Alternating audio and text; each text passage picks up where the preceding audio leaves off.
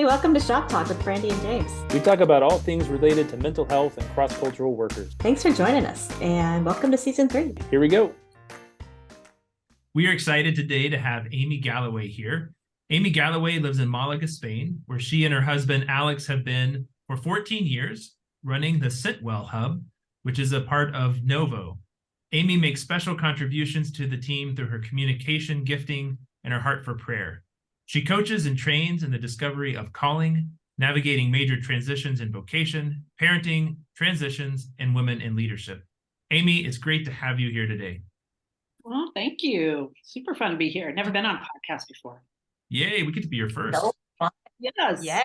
Well, we're so glad you're here, and we're going to talk about women in their roles in cross-cultural work today. It seems like there's so many different ways to approach it, so many different varying ideas about how things both should be done. And just wondering what got you thinking about this and how it's affected you in your life. I have, from the time I was very young, kind of always been put into leadership roles. I think partly because I have leadership gifting, but even in college, I was president of the university at my university, and then went on to do a company on my own. And so by the time I had reached the years of wanting to move into cross-cultural work, I had already developed quite a skill set around leadership, strategic thinking, ideation, catalyzing. A lot of my gifts would probably stereotypically be seen as male. They're not the alongside gifting that we expect for women in both marriages and within the church. And so as I moved into the motherhood season, I really had wanted to continue to keep one foot in the world in terms of just having an outlet for some of my leadership gifting. And even though I wanted to be able to stay home with my kids, I also wanted to be able to have some things outside of the house. So I did that for a few years. When we transitioned with our organization, they were actually in a place of more and more couples. We were 35 at the time, and more couples were moving towards what we would call a co-parenting model. They wanted to share, basically. My husband had more of a desire to stay home, not full-time for sure, but for parts of the time to free me up to go. And so we had more of a shared parenting model that we were wanting to try on. Novo, which was called CRM at the time, was wanting to experiment with that a little bit. And so in our assessment, as they were bringing us on, that was the conversation was, are you open to bringing on this man at a high level position in your organization, but not having him 100%? Because let's say you get him at 80%, 75%, and that 25% he's working at home allows me space. And so they were very willing to experiment with that. And that's exactly what it was, an experiment. Because anytime you try this stuff, it is totally, 3 steps forward, 5 steps back, or whatever the phrase is. And so, it was definitely a learning curve for us, for the organization. And there were years it worked great and years it didn't. We've had a lot of learnings, but in the midst of that, our organization was actually making a theological shift on incorporating women into leadership. I helped them facilitate that process and created a cohort within our organization of about 20 women that were under 50, 10 mentors that were over 50. And we did a cohort of 3 retreats over 4.5 years and really kind of dove into this issue of women in leadership. How is our leadership journey different than men's? And each retreat would go deeper into, and how do we get this to work its way out in reality in our different contexts? And by the last retreat, we had the executive team men in and gave them kind of a list of these are ways you could support us. And then we tried that on for probably 8 to 10 years organizationally, and had learning curves with that. So it's been a long journey of kind of weaving in and out what feels like success, and yes, this works, and then no, that doesn't quite work, or how do we do this, how do we that you correct here, but then you get that there. And so it's been a fun journey. How much were you having to drive that, both in your own desire to be involved, and I don't know if you had to convince people or they were already thinking about it, that it was a good idea, and did you have to fight for your place? I was very fortunate that the three key men who were in my life as supervisors and mentors, so it was Sam, the president, my supervisor who was overseeing our team, and then my husband, who was my team leader. All three of them were very committed to this. So they did the best thing that a male can do in those situations, or a female, and that is to basically be your advocate in these different situations. It's very difficult to advocate for yourself in organizationally, because it taps into places where people think the woman's being pushy, or she wants a role, or she's got, thinks she deserves to be in that room or whatever. But when you have men or key people, key leaders sponsoring you in, it's a totally different story. So I would say, there were the key people in the equation were on board. And then they gave me power, authority, and money to do it. And Nice. that in and of itself sends a huge, huge message to people. So, I mean, one of the things that we talked with them about that came out from our research with NGOs is that 30% tends to be a magic number organizationally for diversity. So in a decision-making group, whether it's your executive leadership team, whether it's even just a team, if you're wanting diversity in terms of gender or diversity in terms of ethnicity, at 30%, when there's 30% of the people in the room are of that minority, then that's the tipping point towards the changing of culture, where those individuals don't have to be a token voice anymore. There's actually a tipping point. And so they really heard that number and went after that as 30. They were going for 30% of our Novo board would be women, and then also 30% of the executive team be leaders, women leaders. So it gave them something to shoot for, something practical about, wow, if we want to change the culture, these women have to be in the room. I hadn't heard the 30% before, and I really like that it gives you something to shoot for. Like you said, it's not just the token number of, look at us, we've got 2 women here. We're doing great. Well, what percentage is it then? I like this, like the work has already been done to say, well, this is where actual change takes place. And something you mentioned too about men advocating for you and for women in leadership, and to say like the men are the ones who are traditionally in power, and for them to take the role of advocacy instead of you having to constantly fight for yourself, I feel like makes such a difference. It does. It's not that you still don't have to advocate for yourself, because you will in certain situations. But the truth is, one of the interesting things that came out of that cohort that we did was, as we would get into these conversations, I started noticing the women over 50 had pretty big baggage about how they'd been treated. So anytime we started talking about this topic, it could disintegrate pretty quickly into, complaining, bitterness, blah, blah, blah. And the younger folks, who were people more like me, who'd had, leadership experiences, had experienced more freedom just because of my generation. As I said to them there, some of you in this room are carrying a carry-on of baggage, and some of you have a full set of Samsonite.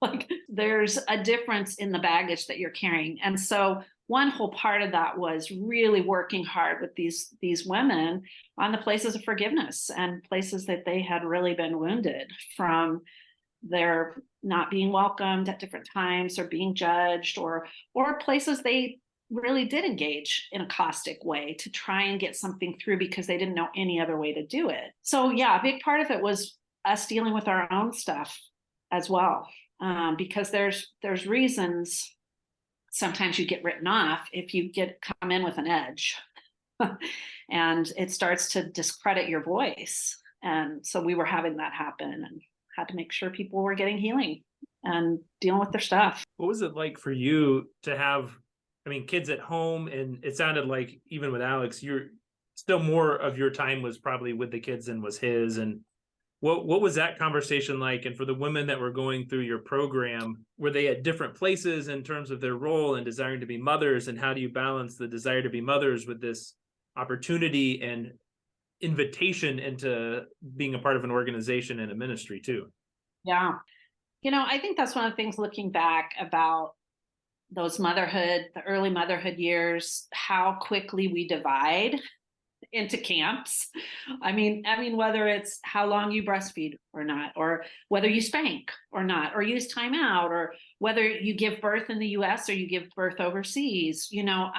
There's just places we judge all over the place. It's not even about theology. So good at it. Yeah. No, and it's so unfortunate because now that I have, my two best friends, one was my sister and one was my best friend back in California, were wired very differently than me, raised their kids very differently than me. We've all ended up with amazing kids and we raised them very, very differently. And yes, you can actually have, a stay-at-home mom produce wonderful kids and not so wonderful kids. And you can have a working mom produce wonderful kids and not so wonderful kids.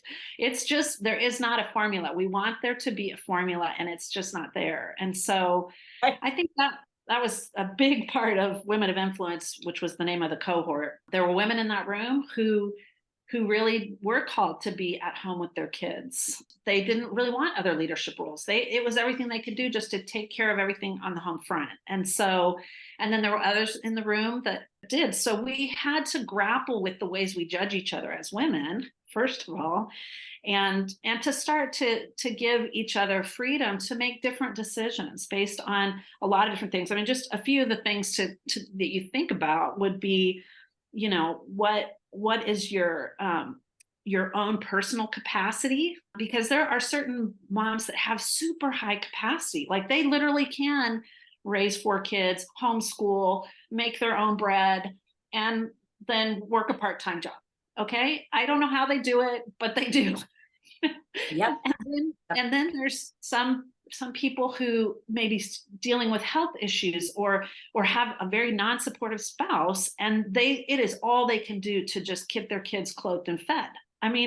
But we assume that there's this certain capacity that women have to have, and then we judge each other for it. And so when a high capacity woman is able to do more than someone else who wants to just stay at the home front, then there gets to be this tension and judgment back and forth. And so my sister and I in particular really walked this out. She had a master's in counseling, uber gifted. When she went to have her 4 kids, she stayed completely at home, very, very limited engagement outside of the house. And I was trying to do this co-parenting model.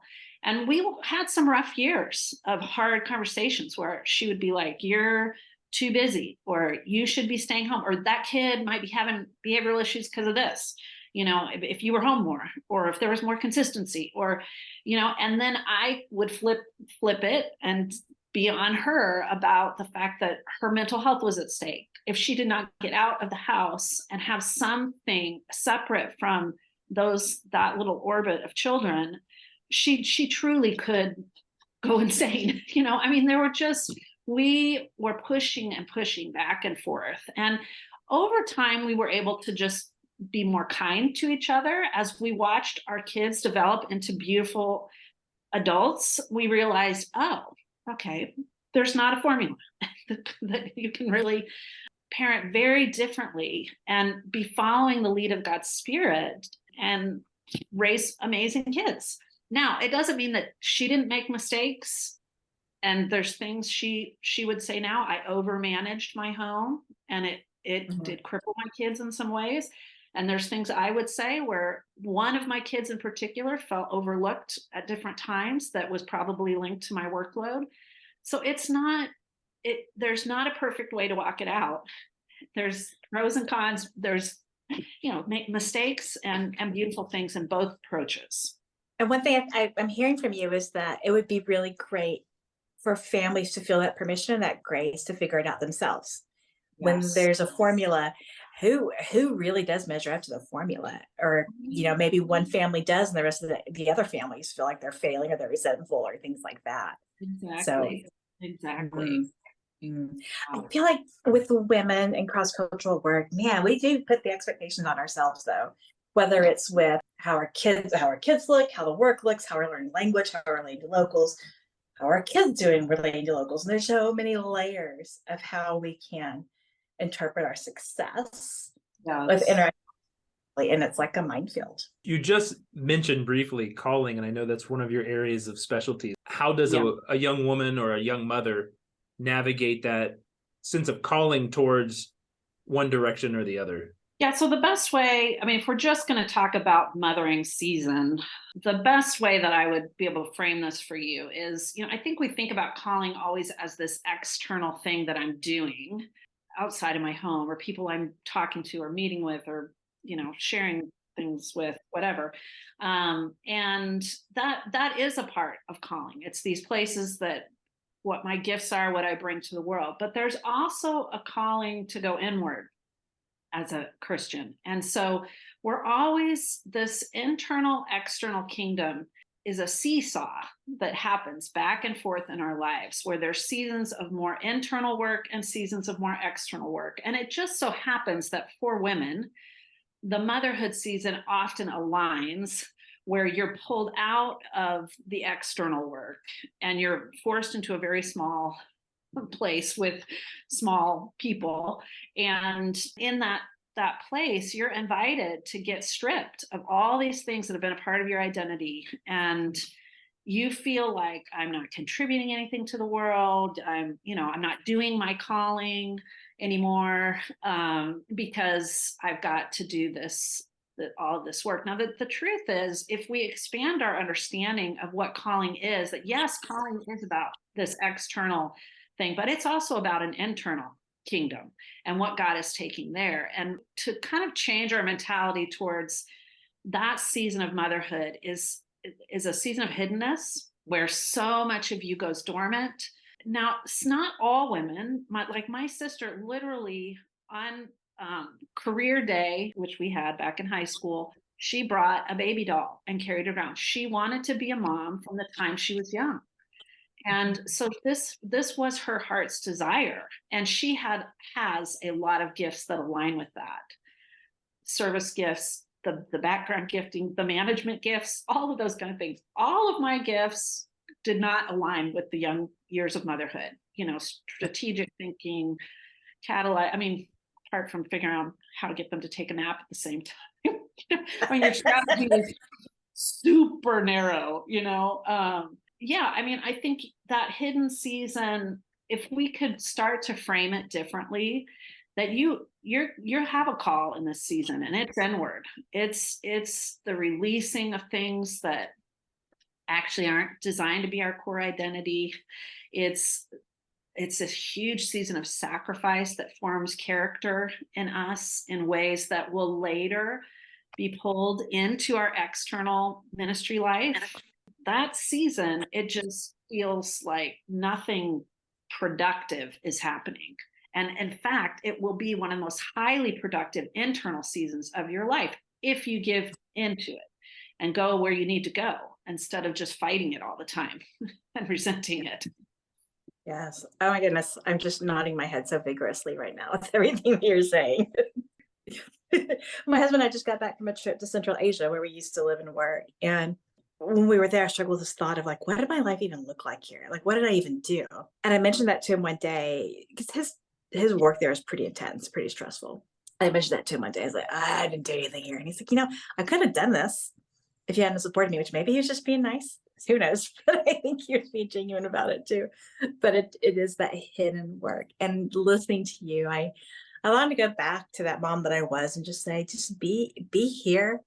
It's valuable and it's beautiful here instead of just wrestling with my own, worth in it too. So good stuff. Good stuff there. Yeah. It's hard because in marriage for men and women, that's one of the biggest ways our leadership journey differ. is the 30s and 40s is a season of gaining momentum vocationally for men. And for women who have children, you pull out of the workforce. Now, men often miss a lot of internal work because they're so focused on the external things that are happening. And that's why traditional midlife crisis for men comes at 50, 45 to 50. And it's partly because all of a sudden they start wrestling with some of their internal worlds. And we have our midlife crisis in our 30s. That's why by the time you get to midlife, you're watching your husband start to head into his midlife crisis. And you've already gone through it. You've done all this internal work. I've done that, man. Yeah. And so we don't have a lot of compassion sometimes for our spouses. but the forum for how men come, their invitations for internal work often comes very different than how women's does. And it's not across the board. And certainly as spiritual formation has become, and emotional health has become more a part of our language, men are grappling with that stuff earlier, but in general, they don't have a ton of space. Hey, that's why I met with Amy for coaching already this week. Get out ahead of it. One of the major things I recommend for your own survival in that season is you do have to have what I call a lifeline, something that reminds you of who you were. All of those gifts that are dormant, whether it's, for me, I'm a huge celebration person. I like to organize parties. Currently, that's been a big part of my role. Most of my adult life has been organizing retreats and conferences. But when my kids were little, it basically all went to their birthday parties. Like, that's all I did. That was the one place we had the killer birthday party. And I know it was over the top. It was totally American. It was, but let me just tell you, it was my sanity. It was something I got to plan. I could do for weeks, and so I do think it's really important that women find one thing outside the house, something external that is giving you life, that reminds you of some of the gifts that are dormant for a season. And it's really just to keep you emotionally getting enough of a fill so that you can continue giving out to your own family. You've mentioned a little bit about seasons. I wonder if you could just unpack that a little bit, both in terms of different kind of life stages along age. And we also have single women who listen, so I'd like to offer something for them as well. And then for those that are raising kids, you mentioned season of motherhood. I'm like, does that end? I'm looking at both of you who have young adult children. Never, ever. Could you talk about like just the ages and the stages of being a parent? I'll talk about the motherhood thing a little bit, and then I'll talk about singles, because their timelines do look a little different as well for women and men. Obviously, everyone is different. Like the early years of motherhood for me were just brutal because I don't have a service gift in my body. So, and it's all service, and so, but then by the time they were like young preteens heading into teenage years, I was a pretty good teen mom. I loved watching them come to life. My gifting is to call out gifting in others, and so I was able to just really enter in and help them figure out who they were and read books about different personality types and just all kinds of stuff. So those two seasons for me were very different than, let's say, some of my other friends who maybe have been more structured and more service oriented, that loved the young years, and then the teenage years, they didn't know what to do with these kids. So much of what happens in motherhood is where does your gifting align? There's seasons where you will be better aligned just by nature with whatever your kids are going through, and seasons where you won't. And so like I had, like my neighbor, my best friend at the time, she could do hair perfectly. Like her kids are all perfectly coiffed, and my kids went through this season of comparing, because if you have seen my child that has curly hair, just picture her as a child. It was enormous hair because it was too much work to comb it. every day. We just got it once a week if we were lucky. But and this was their thing, was like, Mom, why can't you be like Miss Alex and do our hair every day? You know, and we compare ourselves, our kids compare our families to others. We have to kind of, and I just kept saying, I'm sorry, I don't have the gift of hair.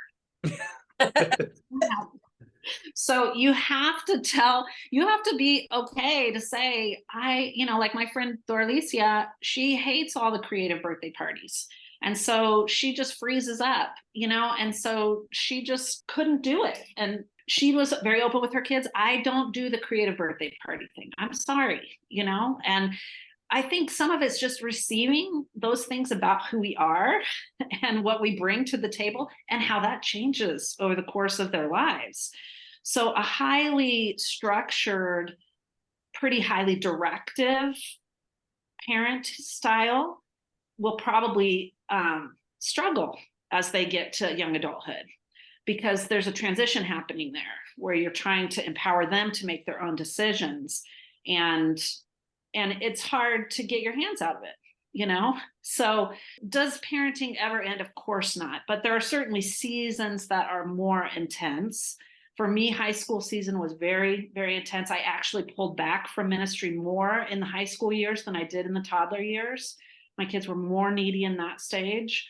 This generation, they are maturing later. I mean, there's scientific things.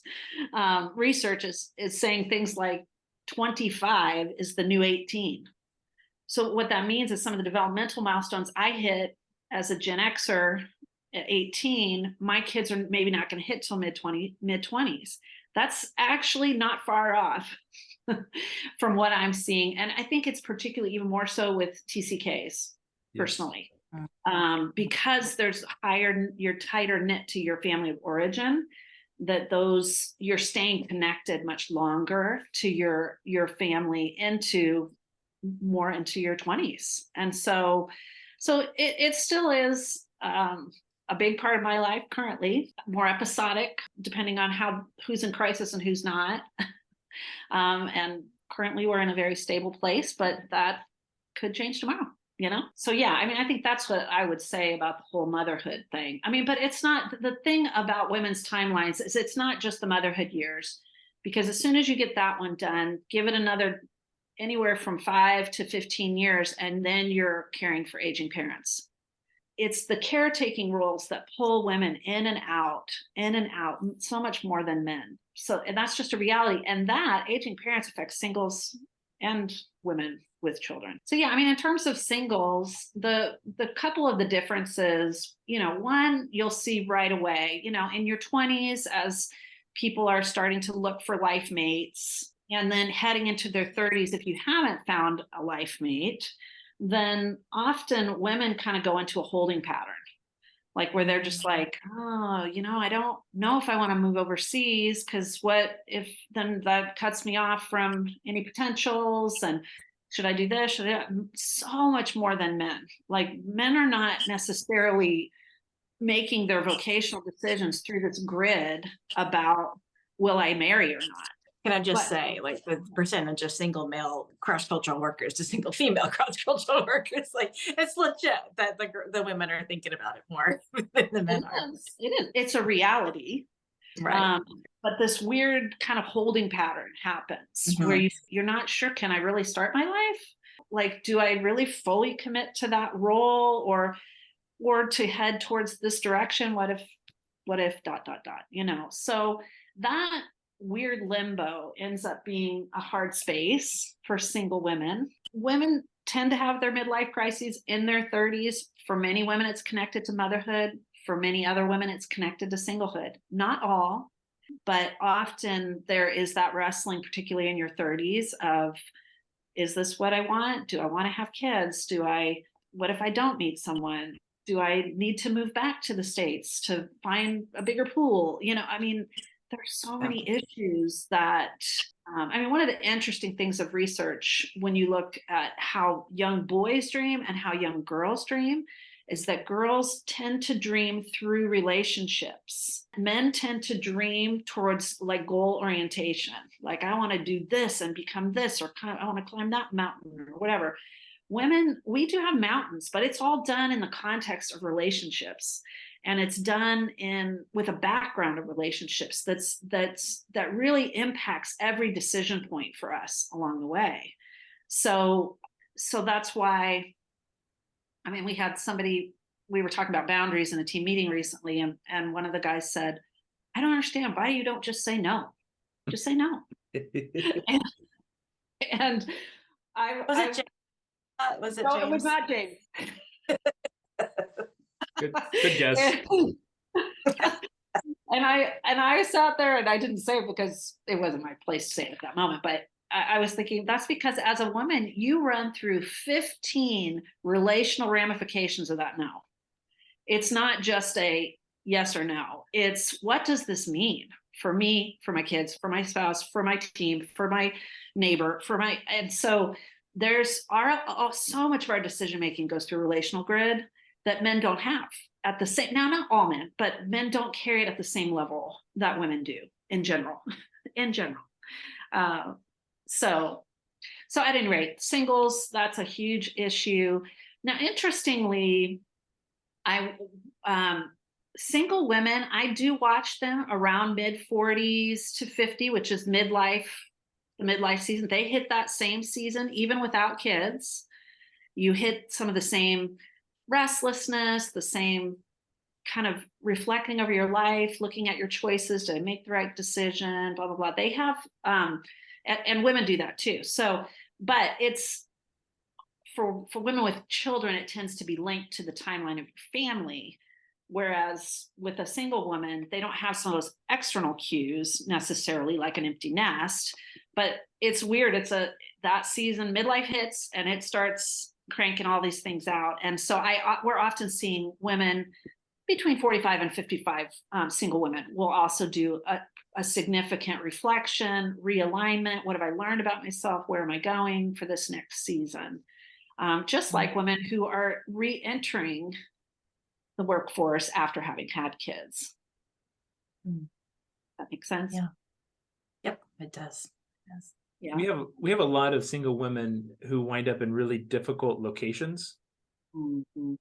And I think in history, that's been a part of our organizational fabric for a long time. And also it's because, the statistics that I've heard are 75% of cross-cultural workers are couples, 25% are single women, and the rest are single men. Yeah. So there's, go ahead, do that math.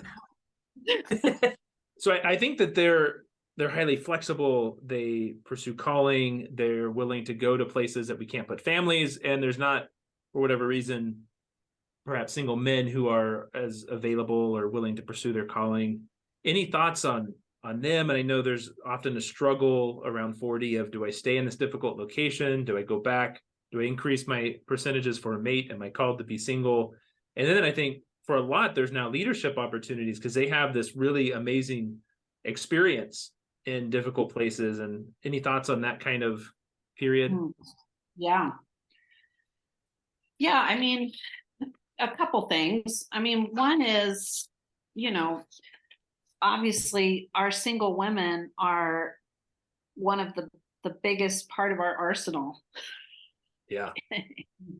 In the church. And that's why a wonderful book you can read is called Half the Church by Carolyn Custis James, which is talking exactly about what does it mean to activate this half of our church. And so if organizations can be flexible enough to continue, single women will have a similar pathway as men in many regards in terms of momentum. You're faithful at this for a few years and then you get promoted to that, and then you're faithful at this and then you move to the next. And single women can have more of that trajectory if your organization can give you those pathways. So that's one of the big things that we talked about with in Women of Influence. Was one of the things we requested was pathways for developing women. So for example, when my husband and I joined CRM all those years, there was another couple, Havala and her husband, where they joined at the same time. And, we were all four high-level leaders. The two of us were at home with young kids, but there was a ton of energy put into mentoring these two young men leaders, their mid-30s. And I just remember at one point, Alex was being invited into the executive leadership positions, and just thinking, how would I even get in that room? There's not even a pathway for me to get there, and that's part of what organizations have to wrestle with. I've heard terrible things different times, like, oh, we would have a woman be a keynote, but some of them are just not comfortable speaking at a group that big, or whatever. And I it's amazing. Like, and there's part of me that's like, well, that might be true for some of those women, but give them something at your regional meetings. They need on-ramps. They need these places to develop those set of skills that more naturally are given to men. So that would be one thing organizationally, is be aware of the ways that you can sponsor women and give them experiences that help build their confidence and their leadership skill set. So ideally, you can get a single woman who could be on a similar trajectory as a male, in terms of bumping up, if she has the right set of gifts, and that's a hard, that's true. Doesn't matter if it's man or woman. There's people that think they should be leading that might not really have the right gift set for it, and it doesn't matter their gender. What makes it difficult is it can get lumped in with the gender issue, when actually you think, well, I'm not sure she really has that gift set. And so it's, how do we give that feedback? And it's not so much saying, no, you can't do this. So much of what I think it is coming alongside them and saying, what do you shine at? You've got a place here. We are going to find a place for you. Let's keep working. So what did you learn about that last position? What were you good at? What weren't you good at? Let's try some other things. So it's having a developmental mindset with these women, not just can we give her a place that, so that she's can hold the jobs nobody wants. Let's keep the scraps. And look at that. So valued. Yeah. Amy, I'm wondering what you would say, what kind of input you would give to a team with, say, different families with very strong ideas about women's role, what women's role should be in cross-cultural work, and how would you direct them to figure it out?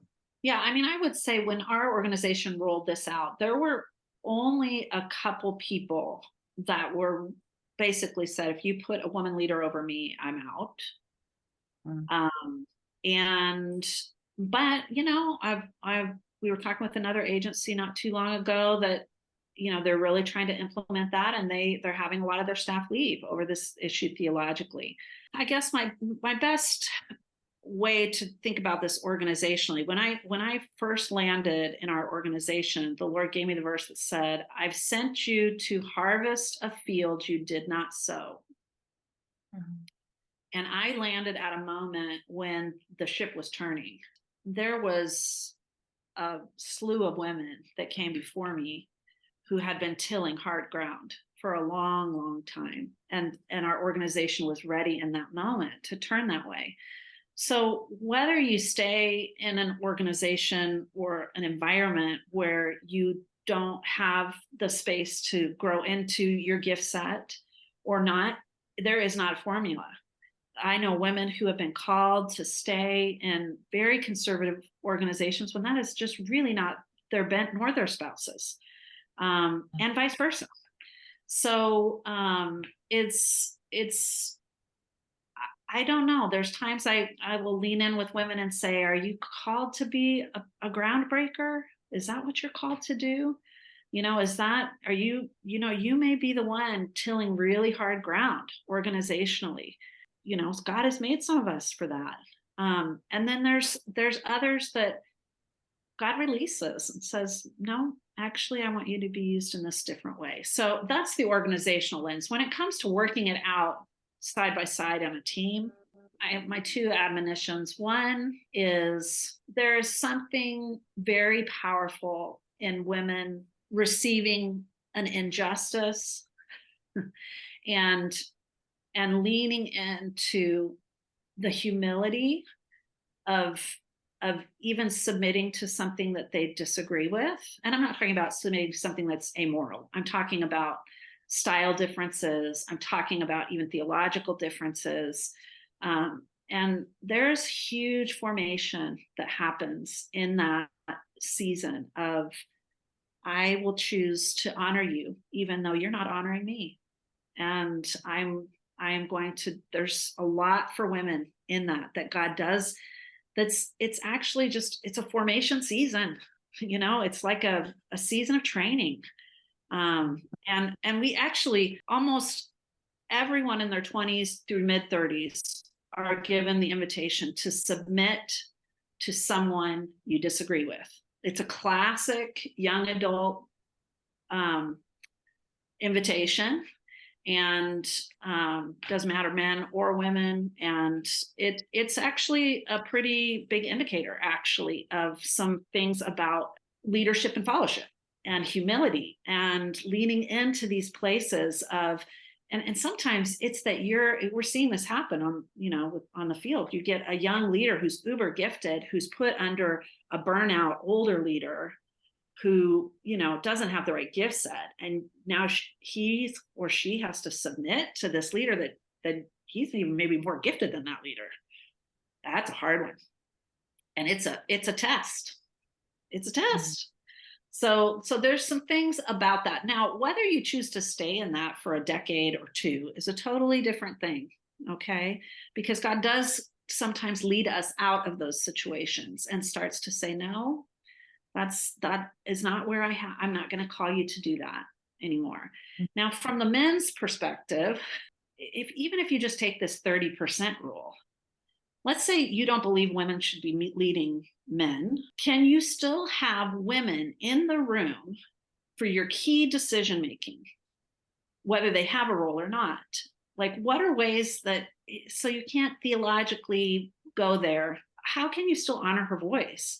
How can you still honor, she might have ideas or a set of gifts to bring to the table that would be actually God-given for your team. And so I think it's both men and women have to have some humility and come towards each other. Yeah, and grace. That's really good stuff, Amy. Yeah. No, it's not easy. Oh, no, no, it's not. No. If you're finding conflict, go ahead and listen to the previous episode, the first one of season 3. Amy, you mentioned the resource of the 50% of the church. Do you have other books or resources or websites that people could access? Yeah. I mean, Carolyn Custis James is one of my absolute favorites on this issue. She has the book we read with the executive leaders when they came in at that third retreat is called The Gospel of Ruth. It just, the way that she takes the book of Ruth and looks at Naomi, Ruth, and Boaz, and kind of the interchange backward and forth of their gifts and what that brought at that moment in the synergy of these three working together. And I love that mentality. And that's partly because I'm a developer. When I'm sitting with a team or a group of people, I'm thinking, who's got what at this table right now, And so that book, she was building around this concept of the blessed alliance between men and women and really honoring what we each bring to the table. And I found that book very hopeful. It's been so delightful to talk with you. And I mean, I'm just nodding my head vigorously at everything you're saying. I feel like you have so much, just how women can interact in different roles in the field and be valued in what they bring. And I really appreciate that, Amy. Oh, well, it is my pleasure. I would love to see more women released into who they've been designed to be. And when can we expect your book? Oh, James. Let's say January. Woo! Yay. Hey, I'll be ready for it. Yeah, thank you. Thanks for joining us, Amy. Really Amy. appreciate it. So great. Thanks for having me, guys. Super fun. You bet. Yeah. Take care. All right, Thanks, bye. Amy. Bye. Bye. but I think it's a great topic, and I can't imagine there being a topic for which I have less to say about. So I'm expecting the two of you to really carry this one. One thing we definitely don't need is another white male's voice on the role of women in the I love ministry. that. So Why do you say to be in the home, really to be in the ministry? can I tell you what mansplaining is? Oh, yeah. Uh, Great.